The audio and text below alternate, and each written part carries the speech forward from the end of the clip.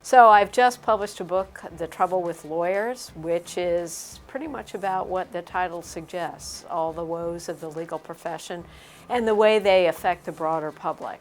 Part of the focus of The Trouble with Lawyers is on big law, in part because the problems that they're experiencing are symptomatic of the problems of the profession generally. That's where the elite of the profession practice, and if we can't solve the problems there, we're not going to be able to solve them elsewhere.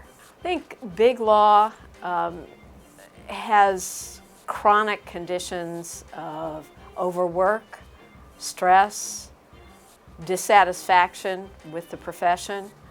That's where, ironically, lawyers are paid the highest but register the most dissatisfaction of all the sectors in the profession. Winning the partnership prize is like winning the pie eating contest, where the prize is more pie.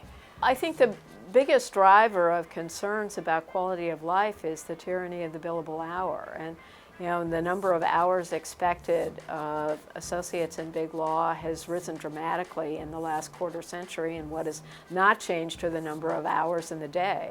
One associate who was interviewed about quality of life said to the Boston Bar Association, "Life, what life?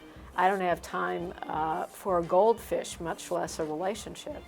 So we need to fix that if we're going to continue to attract the highest quality applicants to big law. Something needs to shift, and it can't be just jacking up the bonuses or the entering salary for young lawyers.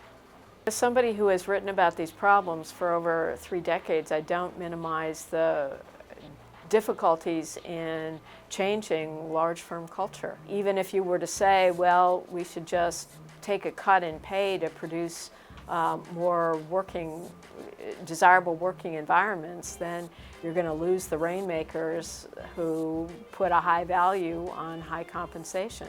I think that the change has to happen with more lawyers voting with their feet. We really need to rethink, I think, the basic culture of large firm practice, and more firms have to be willing to experiment with alternatives that offer a different mix of compensation and work-life balance.